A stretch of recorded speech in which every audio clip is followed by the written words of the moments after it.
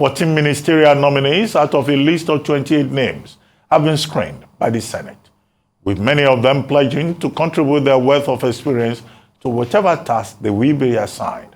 Meanwhile, former lawmakers and governors, including the APC acting national chairman, Senator Abubakar Kyari, and former Rivers State Governor Nyesom Wike, were asked to take a bow in accordance with Senate traditions. Arise correspondent Georgina Ndukwe Ezanyinka has more. It is day one of the ministerial screening for nominees sent to the Senate by President Bola Tinubu. One after the other, the nominees were ushered into the Senate chamber by the Sergeant-at-Arms. Out of the 14 screened nominees, 4 of them are women, including the youngest nominee, Betta Edu, who at just 36 years has accomplished so much as the national women leader of the ruling party. The same was said of the other female nominees screened. We must get the right governance and the right structure from the top all the way down to the health facilities. Who are those manning it? Who are the managers? Who are the planners? Is it properly planned? And what are those adjustments and streamlining that needs to happen? Like a distinguished senator rightly said, there are federal medical centers everywhere. There are teaching hospitals everywhere. How functional are they? What quality of service can they offer? As it concerns the health workers that are leaving, a couple of things can be done. Number one, we can change the payment structure for health workers to see that they get better incentives and they can stay on. They are leaving because probably a country like Saudi Arabia promises a greener pasture, and that's why they're leaving. I am going to introduce what they call urban centers. I will bring in machineries, industrial machines. Then I will get with the town criers to get to these villages. We are going to get them to learn those tradings, different kinds of trading. And we have an outlet because it's a professional that will come in to teach them. And as they're being taught, they're equally working to produce these things like female clothes, babies' clothes in our own material. At the end of my stay at NAPTIP, we were able to prosecute over 300 cases. The most significant one, or the most celebrated one, was was that of one madam in the UK, because it was in collaboration with the British government. She was prosecuted from the UK. The crime she committed was in Germany, and her assets are still undergoing confiscation. And she was being caught in Edo State, partnering with the Interpol and other relevant agencies. The nominee from Taraba State had the toughest session after petitions against him alleging that the Supreme Court had barred him from taking any public office in the next 10 years. His explanation was not quite convincing enough to the Senate, prompting the President of the Senate, Godswill Akpabio, to order an investigation into the matter. Meanwhile, the nominee from Benue State, Professor Joseph Utsev, was grilled on the alleged discrepancies in his biodata. There was a Supreme Court decision that tended to debar him from holding office for a couple of years. So maybe he can comment on that and just take a bow. There was no any Supreme Court pronouncement banning me for 10 years in the judgment. It's just speculations of my enemies. If you look at the judgments, my judgments are here with you, before you, sir. There is no any judgment indicting me that I should not contest for election. You graduated in 2004, meaning that you probably will have spent almost 9 years for your first degree. I just need you to clarify those data. I hope you understand, starting from primary school to why it took you that long to also get your first degree despite the academic brilliance that you have exhibited. 1990, 1991, 92, 93, 94, 95. That is when I got my SSCE. That's when I got my SSCE. Then I graduated in 2004. Yes, what happens that I was actually supposed to pass out in 2003. But there was a prolonged strike, if you can remember. There was a prolonged strike by ASU. Then I did a 5-year program in engineering, which I was supposed to stay there for 5 years. But because of the prolonged strike, I spent 6 years for the program. That is why I graduated in 2004. The usual take a bow, which has become a tradition for former lawmakers, featured prominently and was also extended to former governors.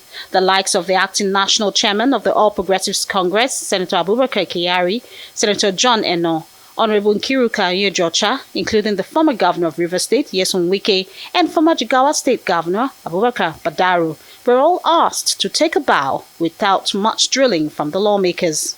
While I was leaving 27th of May, Mr. Senate President, I was flagging off a project.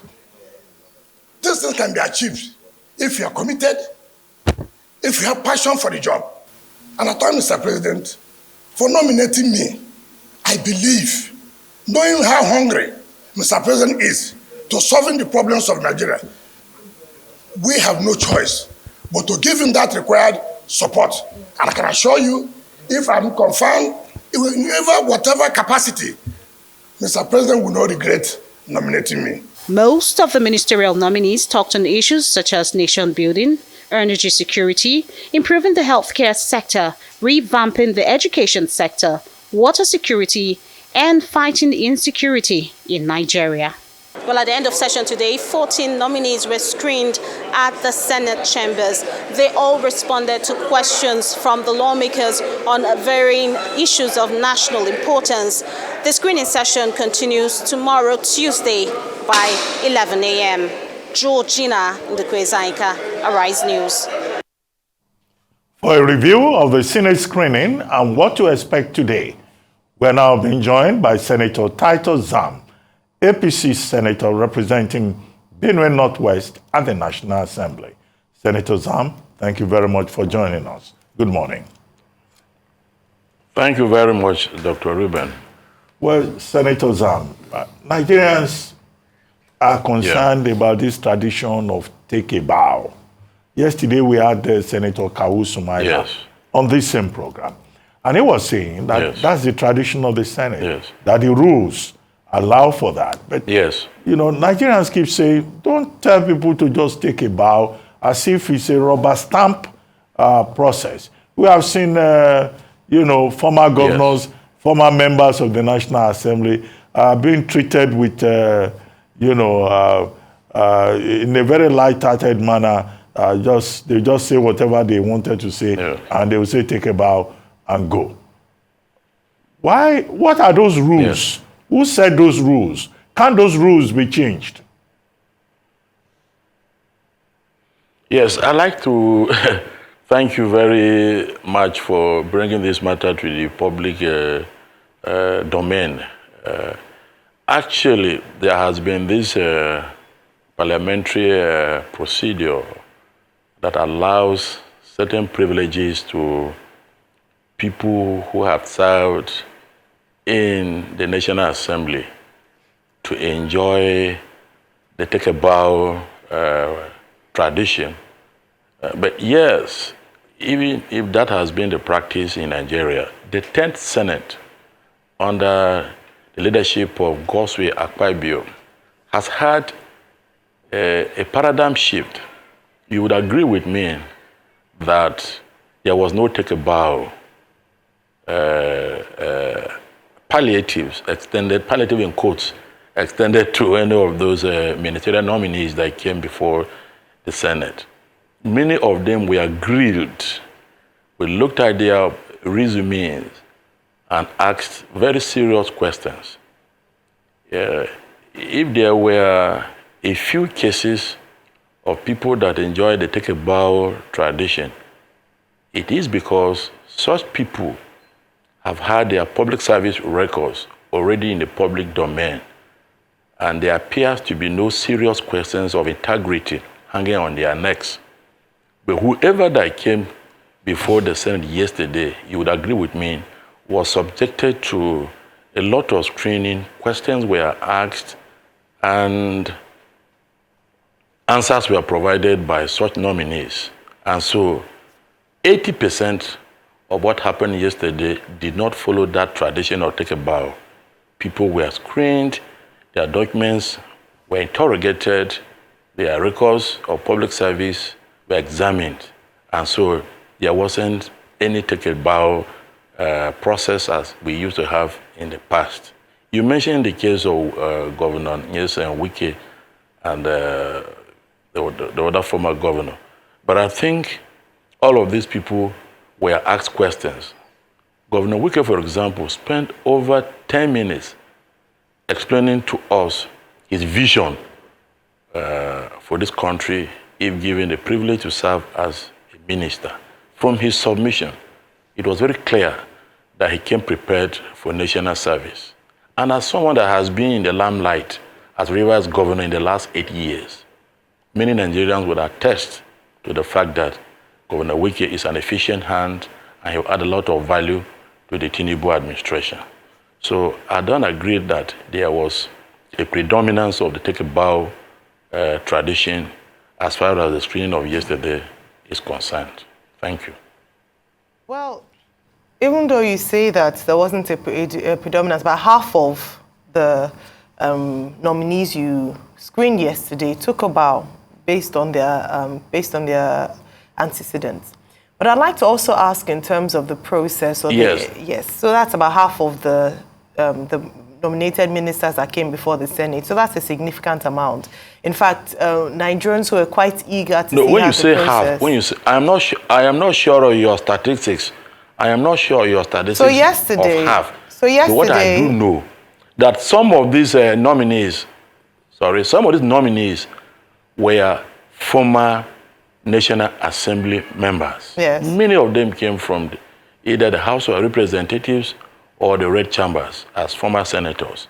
And so, yet, they were not just passed like that, as you have put it. They were still asked questions. Yes, I want the proceedings. I was saying that. You did not spend so much time on them. Yes, Senator Zam, let me just, I'll ask my question. So 7 out of them took a bow. You screened 14 yesterday, so that's half of the people that were screened yesterday who took a bow. Yes. Now, going to the entire process, again, I'll bring back a question that's come up a number of times, and perhaps like to get your view on this. In terms of the nominees appearing before the Senate without any portfolios attached to their names, so what kind of questions would you ask? Because watching the process yesterday, it seemed like they were just general questions that were asked. So, for instance, some of them you hazard there were guesses like Dr. Betta Edu asking her about healthcare, even though you're not sure if she would be made the Minister of Women Affairs or a new ministry will be given to her. They were just assumptions. In fact, some of them were just very general questions. How effective is the screening process if you do not know the specific questions to ask each individual? Yeah, you will recall that there were previous attempts, I think by the 8th or 9th Senate, to request that ministerial nominees should be accompanied with the portfolios allocated to them by the presidency. But that move did not see the light of day because it was decided that allocation of portfolios is the prerogative of the executive arm of government, in this case, the presidency. So that advocacy for allocation of portfolios to ministerial nominations did not see the light of day. But you would agree with me that questions that were asked yesterday bordered largely on the professional competence or the pedigree of the nominees that came before us. You would say they are general questions. Yes, they were general in some respect, but they still bordered on both the educational upbringing of those nominees and about their own records in places they had served before. So generally, yes, but there were specific questions that dealt with the qualifications of those nominees. And I think everybody who has served either as former governor or as a senator or as a member of the House of Reps is already a tested hand. Therefore, I think the presidency will be guided in allocating those portfolios to people that could be round pegs in round holes at the end of the day. But for us as National Assembly, we did our job, and our job is to screen people on the basis of their documents, their pedigree, and their records of public service. What portfolios they are allocated depends largely on the thinking of the appointing authority. So, at first, do you think the National Assembly or the senators did a good job yesterday? Because a lot of people said it was below par, the screening process, and at some point it turned into a charade and a joke. I'll give you an instance. Governor Wike. The argument that was made by the Senate president was because Governor Wike had probably come to the Senate at some point for clearance, and that's why they can give him concession. And I'm like, what is happening here? That Senate was different from this. He should be grilled just like anybody else. That's number one. Number two, it's quite iffy to me, this talk by the president of the Senate that for the fact that you take a bow doesn't mean you've been cleared. I thought, he said you will still have to go and review at the back. I thought everything about credentials and all of that was going to be argued on the floor. And verdicts were going to be given on the floor. That made a robust argument. Because when you say you still have to go and review at the back, it opens the door for corruption. That's what a lot of people are saying. No. Oh, that's what they are saying. That's what people are saying. But that is a wrong. That is a wrong perception. That is a wrong perception. Sir, what happened yesterday? We are to feel the pulse of society and give you feedback in case you don't know. A lot of people are saying. I agree with you completely. That it opens doors for corruption. But for the president to say, no, that is not correct. If anybody says that, that person is being very uncharitable, that person is being unfair to the 10th National Assembly.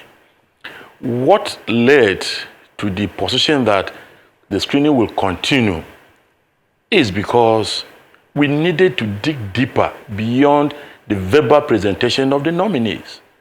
You know, people gave you documents, some gave you their CVs, their resumes that were bulky and came before you and spoke for like 10, 20 minutes.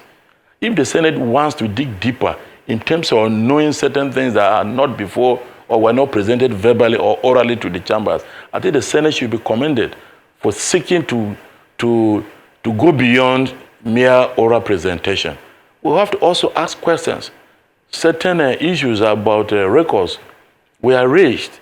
The Senate has the liberty to dig deeper, to establish certain things that were presented to us. So I think Nigerians should rather commend the Senate for seeking to know more than they were told by the nominees. This tendency of suspecting everybody in public service about corruption is not supposed to be encouraged, especially by the media. Okay, the Governor Wike case will help us in molding the opinion. The Governor Wike case that they said because what case? He had appeared in a screening many years ago as a minister, and they said, oh, they shouldn't scrutinize him too much. He just gave like a cover speech and said how much he loved Nigeria. I was looking forward to a proper grilling. Yes. But there was nothing of such. But nobody stopped any senator from asking. Nobody stopped. But after the president of the Senate had showered encomiums on him and all of that, you thought any senator was going to go ahead to grill since he was the one chaperoning the event? Sorry, the Senate president is also a senator first and foremost. He has the right to also ask questions and make comments. If the Senate president poured encomiums, to use your words, on Wike, that is his own knowledge about the person called Wike. The Senate president did not stop any senator from asking more questions. He decided that Wike should take a bow when it became clear that questions were not forthcoming from the floor. You know, and so why would you now jump in the conclusion that Wike was treated with kid gloves? He wasn't. He stood before the Senate, presented himself, and stated his own case.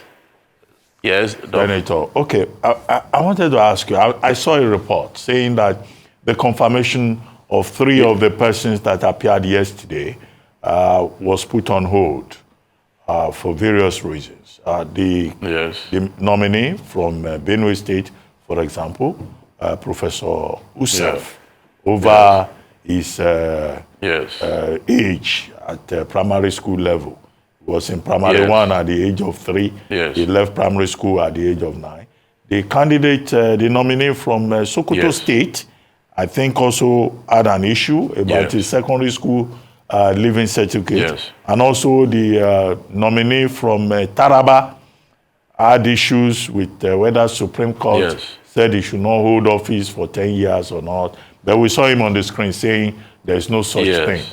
Could you help us shed more light on these nominees from Benue, Sokoto, and Taraba? Well, let me start with the Benue case. But generally, none of the nominees that came before us was completely cleared and asked to go. You remember that the Senate President said, we are going to continue with the screening even after they had spoken.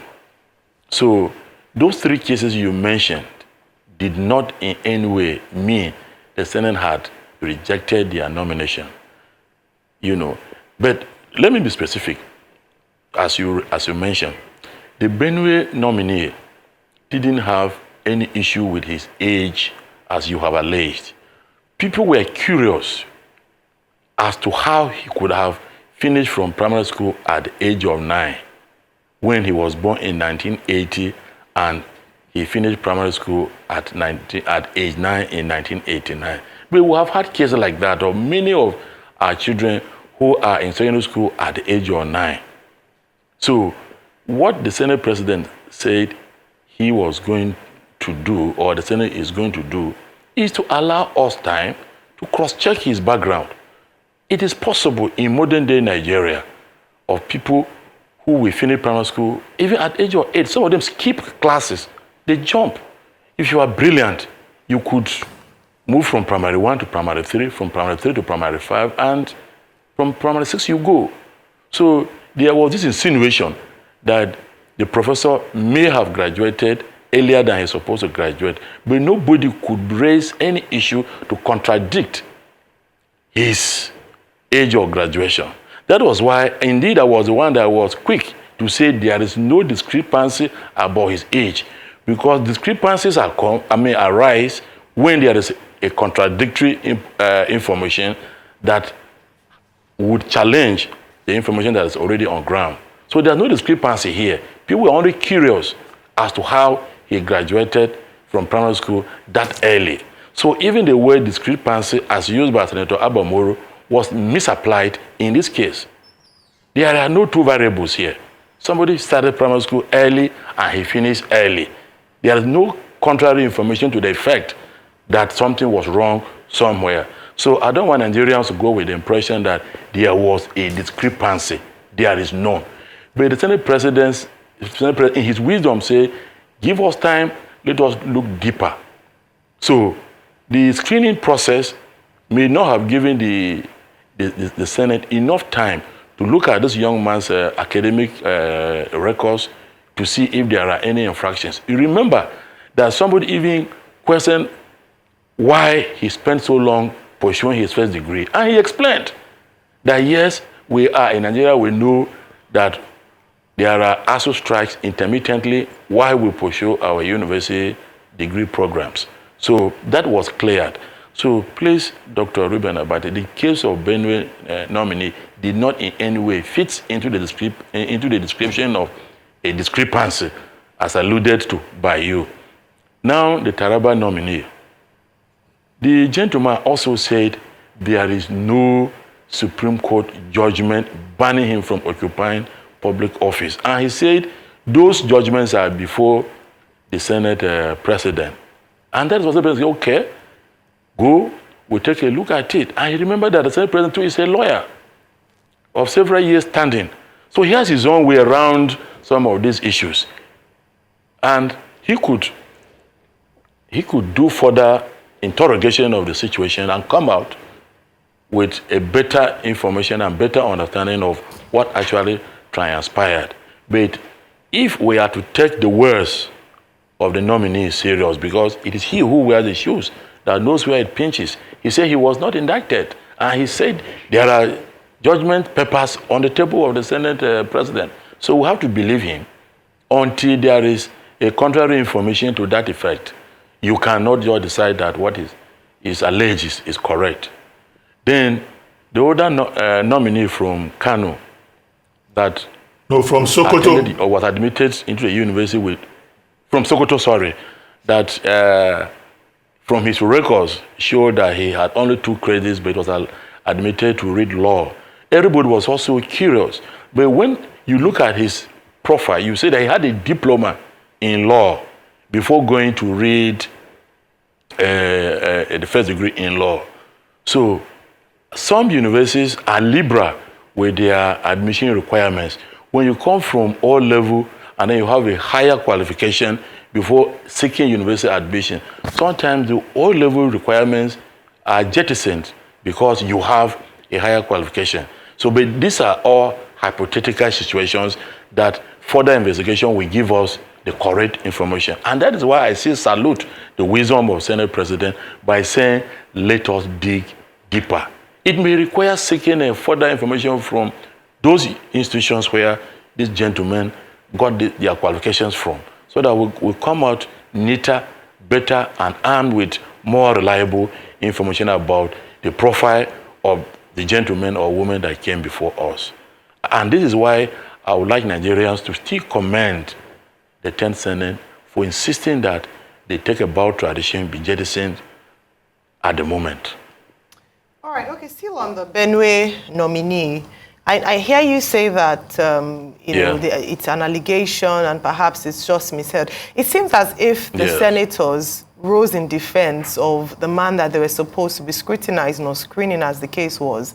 In fact, Senator Elisha Moro stood for him and said he too was very brilliant in school and he was able to, you know, enter primary school at the age of 3 years, so he knew him, he could vouch for him, and even went on further to say that perhaps it was a typographical error.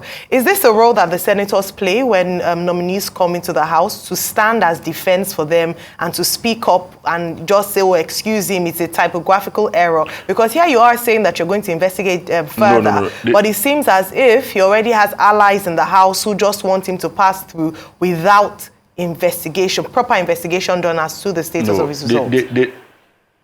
The typographical error thesis was jettisoned. It was not accepted. The man insisted that there are no typographical errors on his educational attainments. He said he entered primary school at a very young age and finished at a very young age. And there is a preponderance of cases of people who have actually left primary school at age 9. So Professor Safe's case should not be treated differently. If there is any contrary information to the effect that the man finished at an older age, that is when the insinuations of whatever kind can be brought forward. So when somebody says it could be a typographical error, it is because the person thought that the date may not have been the actual one. But the man said, no, that's the correct date. And so whose evidence will you take in this case? Is it the person involved or the person alleging? And then when you say senators who rose, senators who are supposed to be screening, rose in defense, you know, facts are sacred. The district senator, Elisha, said he went through the same, went to primary school at the same early stage. So if Benue senators rose in defense of Prof, it is because they saw they didn't see any infraction, they didn't see anything untoward about his credentials. And so they owe it as a duty to protect the nominee. You know, all politics is local.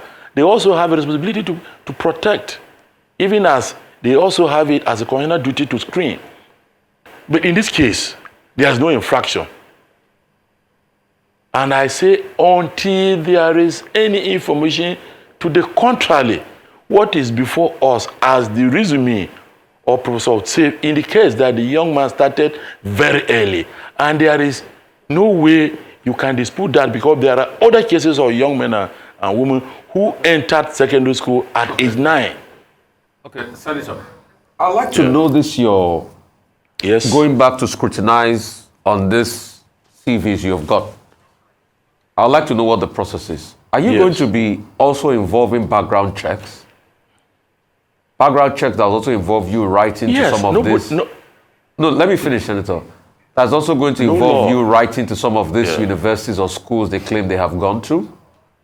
And also having proper background check as regards even knowing the people themselves. Because I'm shocked that after these people have allegedly been screened by the DSS. We are still having a lot of these discrepancies. So you wonder what's really going on here. Yes. You two, you are shocked, as I am, right? Well, that after they've been screened by the DSS, yeah, that we are still having all these discrepancies with there's no cases of confusion forgeries. here. Look, the Senate has its own mandate embedded in the Nigerian Constitution to screen ministerial nominees. The word screen does not mean just standing before us to present your resume orally. We have a duty to dig deeper. I will not be willing to tell you exactly what we are going to do, because that will affect even the process of screening itself. Would I tell you that we are going to write and then somebody goes behind? Or do I tell you that we are going to invite the nominees to tell us more? You know, why don't we leave that from the Senate? And I trust the Senate, and I think Nigerians should give us the benefit of the doubt that we're going to do a good job. All right. You know, well, the nomination. Yeah. Yes, please. Sorry, you can land your thoughts because we're wrapping up now. No. I was saying the nominees from the presidency have gone through security background checks. We as the Senate can also undertake our own background checks. I will leave that to us. I will not be willing to divulge how we're going to go about our screening, because it will affect the credibility of our own work. Well, thank you very much, Senator Titus Zam, member representing Benue North West in the National Assembly. Thank you for your time.